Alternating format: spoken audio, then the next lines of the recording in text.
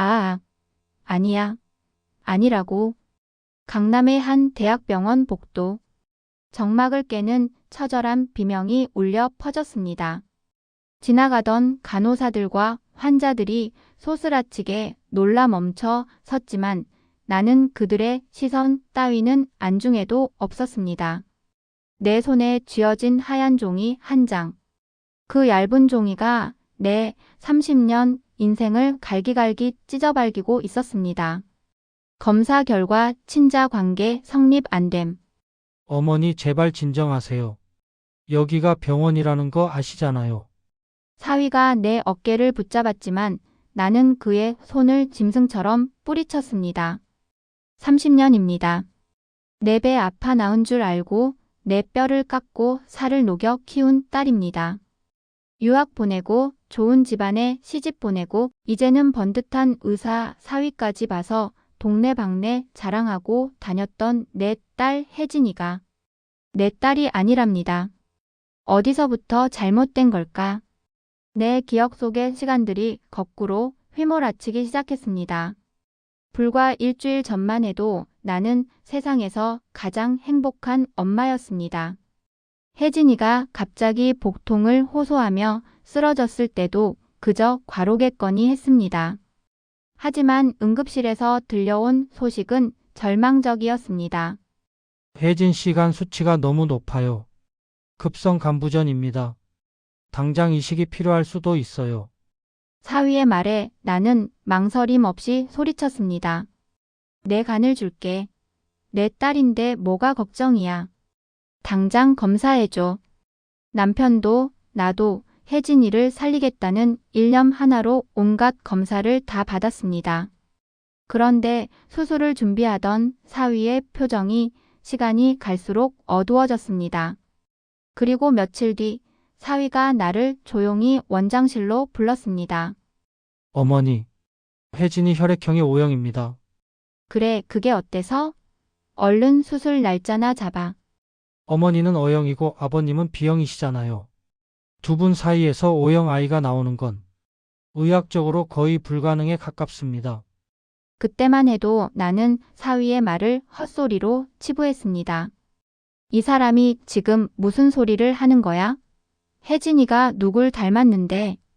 내 눈매며 코끝이며 나랑 판박이인데 검사가 잘못된 거 아냐? 나는 사위에게 소리를 지르며 병원을 뛰쳐나왔습니다. 하지만 가슴 한구석에 피어오른 의구심은 독버섯처럼 빠르게 퍼져나갔습니다. 결국 나는 남편 몰래 혜진이의 칫솔을 챙겨 유전자 검사 센터를 찾았습니다. 결과를 기다리는 3일 동안 나는 단 한숨도 자지 못했습니다. 밥물도 넘기지 못했습니다. 아닐 거야. 그럴 리 없어. 혜진이가 내 딸이 아니면 난 누굴 키운 거야? 그리고 마침내 받아든 결과지. 세상은 나를 비웃기라도 하듯 불일치라는 세 글자를 내 면전에 던졌습니다. 아니야. 혜진아. 내 새끼 혜진아. 나는 병원 바닥에 주저앉아 가슴을 쥐어뜯었습니다. 30년 전의 기억이 파편처럼 떠올랐습니다. 그 지독하게 비가 내리던 밤, 산사태로 병원이 아수라장이 되고 정전이 되었던 그 신생아실. 그래, 그때야. 그때 이름표가 바뀐 거야. 나는 미친 사람처럼 산부인과 기록을 뒤지기 시작했습니다. 다행히 그 병원은 이름만 바뀐 채 여전히 그 자리에 있었고 나는 며칠을 매달린 끝에 당시 같은 신생아실에 있었던 아이들의 명단을 확보했습니다. 총 3명의 아이. 그중 1명은 아들이었고 나머지 2명이 딸이었습니다. 1명은 내 품의 혜진이, 그리고 다른 1명은 오순자라는 여자의 딸이었습니다. 나는 떨리는 손으로 오순자의 주소지를 추적했습니다. 그녀는 서울 변두리의 한 재래시장에서 생선을 팔고 있었습니다. 나는 마치 무언가에 홀린 듯 그 시장으로 향했습니다. 시장 입구에 들어서자마자 비릿한 생선 냄새가 코를 찔렀습니다. 수많은 좌판 사이를 헤매다 마침내 오신의 생선이라는 팻말 앞에 멈춰 섰습니다. 그곳에 한 젊은 여자가 서 있었습니다. 낡은 앞치마를 두르고 빨갛게 튼 손으로 고등어를 손질하고 있는 여자. 어서 오세요. 싱싱한 고등어 있어요? 그 여자가 고개를 드는 순간 나는 비명을 지를 뻔했습니다. 그 얼굴. 혜진이와는 전혀 달랐지만 거울 속의 내 모습, 그리고 젊은 시절 내 남편의 우직한 눈매가 그 얼굴 속에 그대로 박혀 있었습니다. 지나가는 사람 누구를 붙잡고 물어도 내 딸이라고 할 만큼 그 아이는 나를 닮아 있었습니다. 아주머니? 고등어 드릴까? 아이의 맑은 눈동자가 나를 향했습니다. 나는 그 아이의 이름이 지숙이라는 것을 나중에 알게 되었습니다. 내 진짜 딸 지숙이는 비린내 나는 좌판에서 손을 터가며 손님들의 비위를 맞추고 있었습니다. 그때였습니다. 안쪽에서 술 냄새를 풍기며 웬 여자가 튀어나오더니 지숙이의 뺨을 후려쳤습니다. 이년아, 내가 오늘 수금해오라고 했지. 돈 어디다 숨겼어? 엄마? 이건 이번 달 월세 낼 돈이에요? 제발. 내 딸 지숙이가 바닥에 고꾸라지며 울부짖었습니다. 오순자라는 그 여자는 내 딸의 머리채를 휘잡아 질질 끌고 가기 시작했습니다. 내 딸이 내가 30년 동안 남의 자식 호의호식시킬 동안 내 핏줄은 저런 지옥에서 짐승처럼 살고 있었다는 사실에 내 눈에선 핏물이 고였습니다. 이 나쁜 년아. 그 손 놓지 못해. 나는 이성을 잃고 오순자에게 달려들었습니다. 30년의 거짓이 깨지고 지옥 같은 진실이 드러나는 순간이었습니다.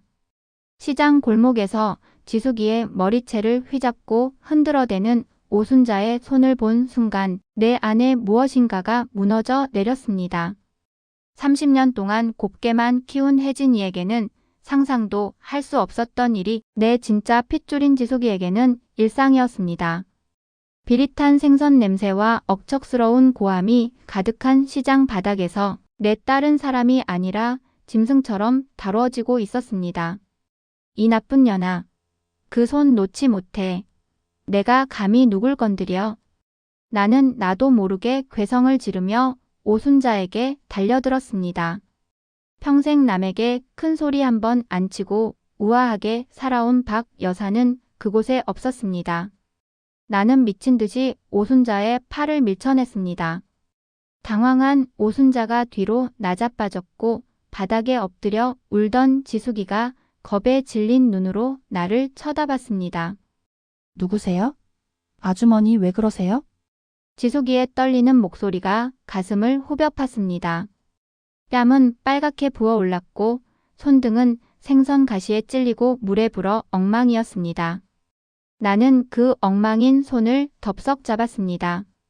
미안하다. 미안해. 너를 이런 데 두고 내가. 말이 채 나오기도 전에 눈물이 본물 터지듯 쏟아졌습니다. 내 핏줄이었습니다. 잡은 손의 감촉만으로도 알 수 있었습니다.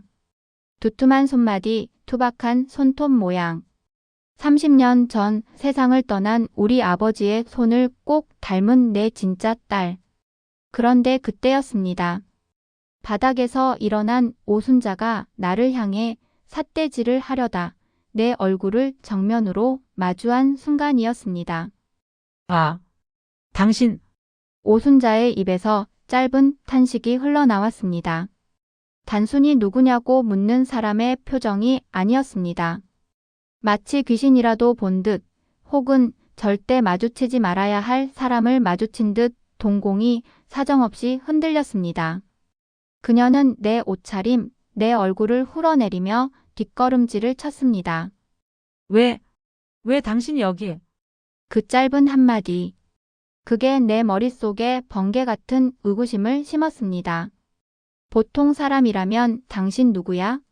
라고 물어야 정상인데 이 여자는 내가 여기 왜 왔는지를 묻고 있었습니다. 마치 내가 올 것을 혹은 내가 누구인지를 30년 전부터 알고 있었다는 듯이 말입니다. 너 나를 아니? 우리가 만난 적이 있어? 내 질문에 오순자는 아차 싶은 듯 입을 꾹 다물었습니다. 그리고는 갑자기 태도를 바꿔 악을 쓰기 시작했습니다. 몰라. 내가 당신 같은 사모님을 어디서 봐. 남의 장사 망칠 일 있어. 미쳤으면 병원을 가야지. 왜 남의 집 딸한테 난리야. 남의 집 딸? 내가 얘를 정말 내 딸로 생각해? 내가 사람이냐? 짐승도 제 새끼는 이렇게 안 키워. 나는 떨리는 손으로 가방 안에서 유전자 검사 결과지를 꺼내 오순자의 발치에 던졌습니다. 이거 봐. 지숙이. 이 아이 내 딸 아니야. 내 딸이야. 30년 전 그 병원에서 아이가 바뀌었다고. 너도 이상하다고 생각 안 했어? 너랑 하나도 안 닮은 이 아이를 보면서 한 번도 의심 안 했냐고.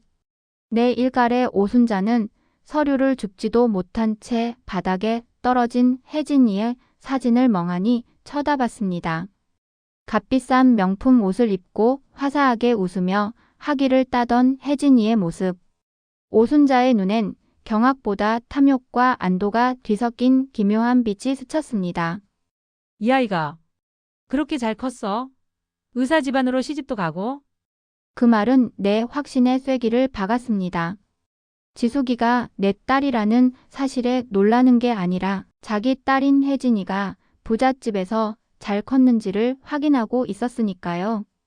너 다 알고 있었지? 그날 밤 병원에서 정전됐을 때 단순한 실수가 아니었지? 무슨 소리야. 난 몰라.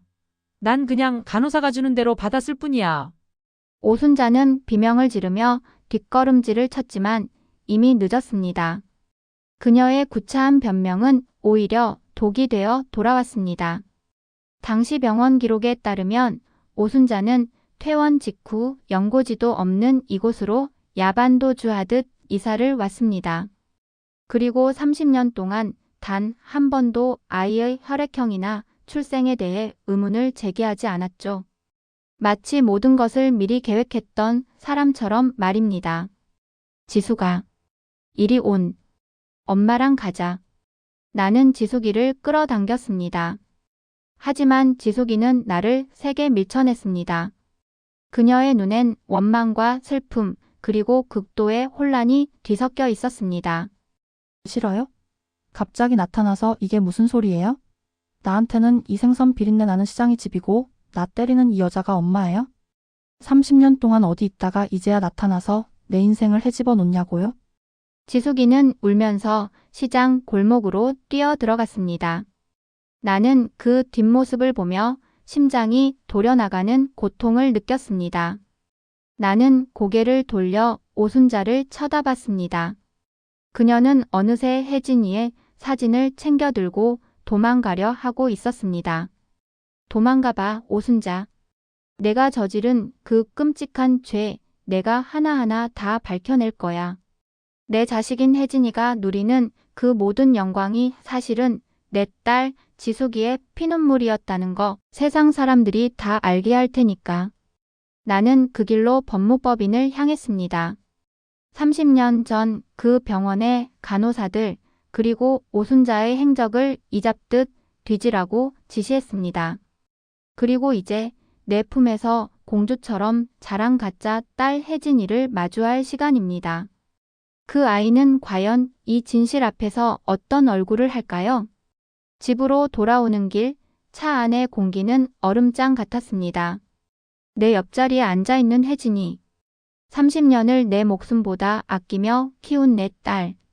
아니, 오순자의 딸. 혜진이는 창밖을 멍하니 내다보며 아무 말이 없었습니다. 응급실에서 혈액형 이야기를 들었을 때부터 이 아이는 무언가 눈치를 챈 듯 기묘하게 조용했죠. 혜진아, 엄마 말 좀 들어봐. 내가 어렵게 입을 떼자 혜진이가 고개를 천천히 돌렸습니다. 평소에 화사하고 싹싹하던 얼굴은 간대없고 차갑고 낯선 눈빛이 나를 쏘아봤습니다. 엄마, 그 시장에 다녀왔다며?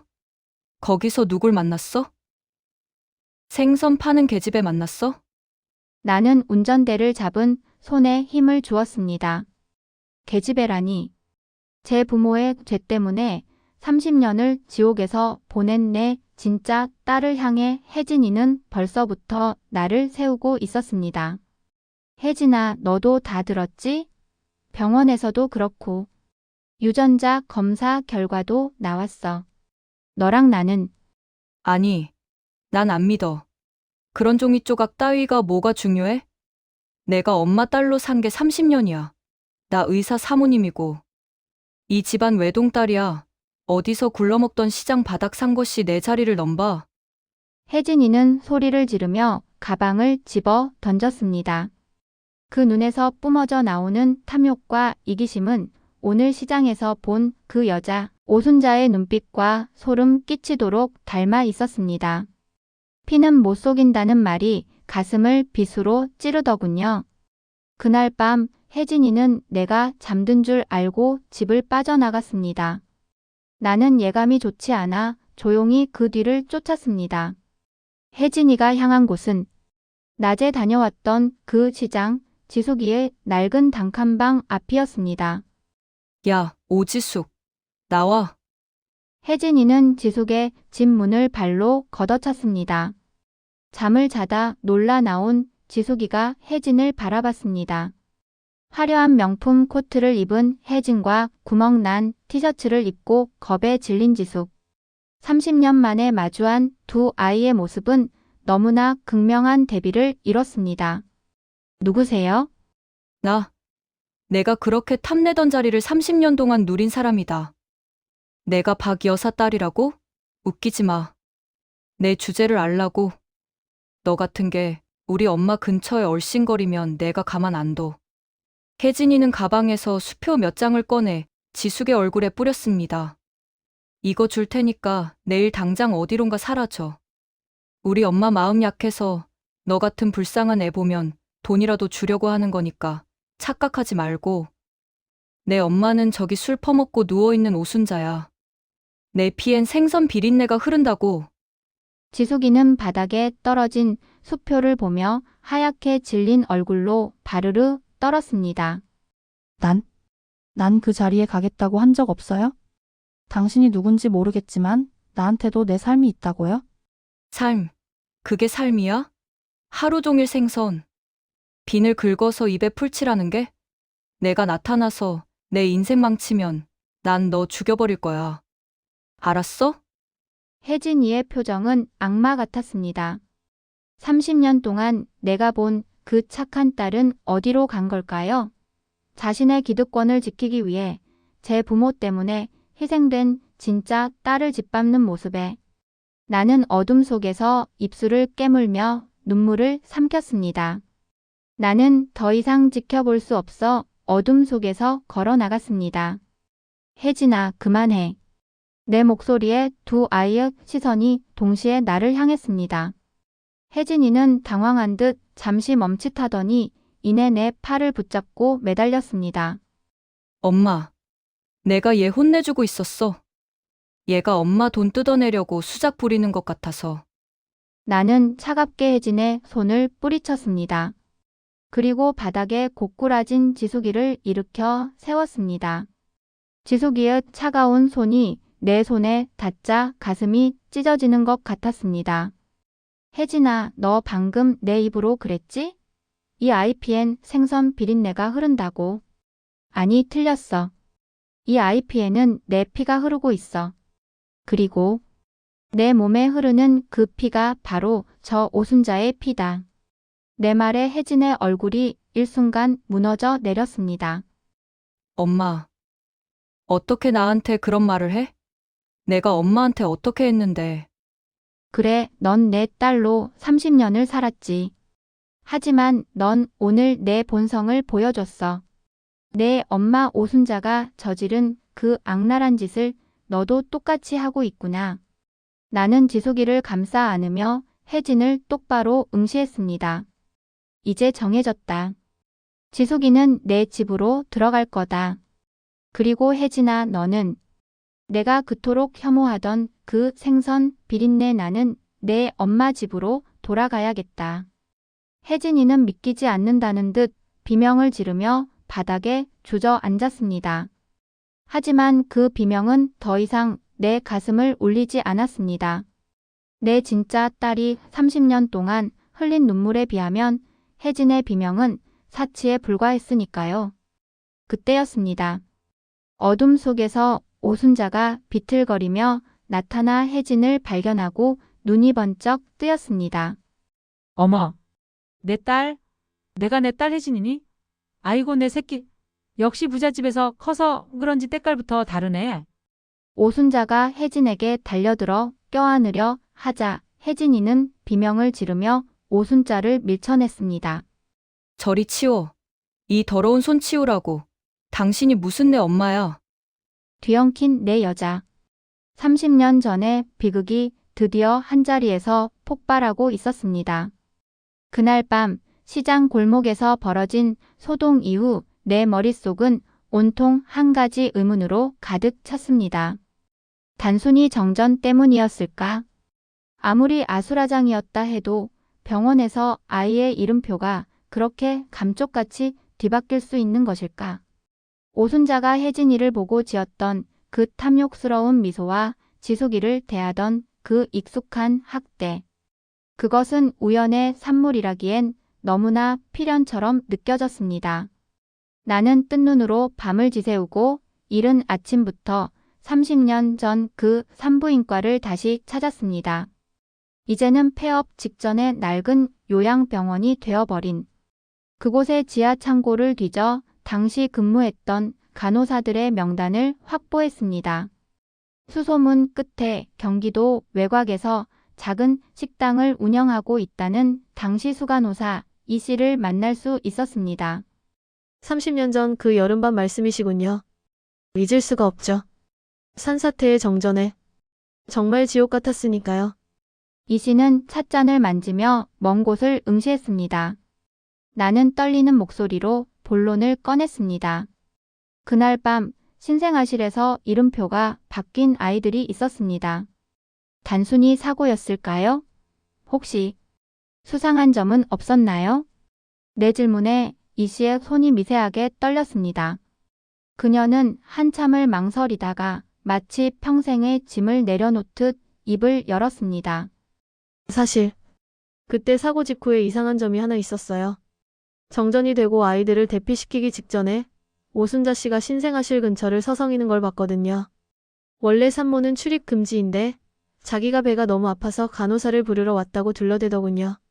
그런데 나중에 상황이 정리되고 나서 보니 그 여자아이의 이름표, 핀이 아주 새 것처럼 빳빳하게 채워져 있었어요. 원래는 대피 과정에서 비틀어지거나 긁혀야 정상인데 말이죠. 그녀의 말은 내 심장을 얼어붙게 만들었습니다. 그게 무슨 소립니까? 그럼 오순자가 직접 바꿨다는 건가요? 확증은 없었죠. 하지만 더 이상했던 건 그 여자가 퇴원하면서 병원비를 현금으로 뭉칫돈을 냈다는 거예요. 시장에서 고등어 팔아 겨우 입에 풀칠한다던 여자가 어디서 그런 큰 돈이 났을까요? 당시 원장님은 사고 소문날까봐 쉬쉬하며 덮었지만 저는 내내 찜찜했답니다. 이 씨가 건네준 당시의 비공식 업무 일지에는 더욱 충격적인 내용이 적혀 있었습니다. 오순자 산모, 출산 직후 본인 아이의 혈액형에 대해 반복적으로 질문함. 부잣집 아이들은 혈액형이 어떻게 되냐며 유독 박신아의 아이에게 관심을 보임. 모든 것이 명확해졌습니다. 오순자는 처음부터 노리고 있었습니다. 자신의 가난을 대물림하기 싫어서, 아니, 자신의 자식을 부잣집의 화초로 키우기 위해 내 소중한 딸의 인생을 도둑질한 것입니다. 나는 그 길로 시장으로 달려갔습니다.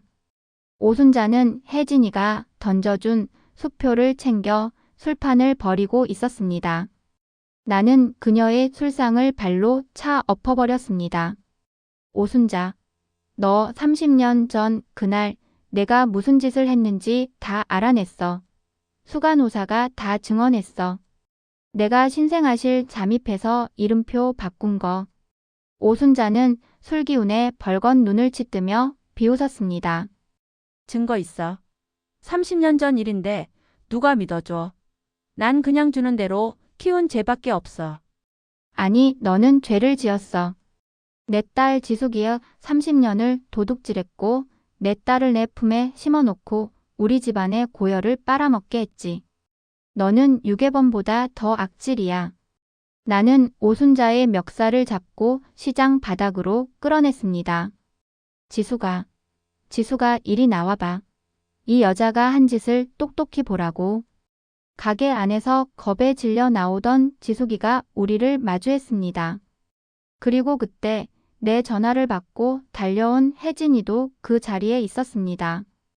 혜진이는 오순자를 보며 경멸 어린 눈빛을 보냈지만 오순자는 오히려 뻔뻔하게 소리쳤습니다. 그래. 내가 바꿨다. 왜? 내 딸은 예쁜 옷 입고 공부 많이 시켜서 귀하게 키우고 싶었어. 그게 엄마로서 죄야.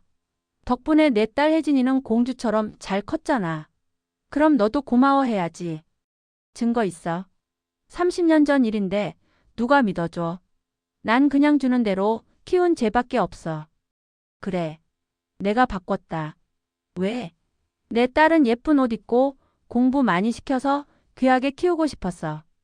그게 엄마로서 죄야. 덕분에 내 딸 혜진이는 공주처럼 잘 컸잖아. 그럼 너도 고마워해야지.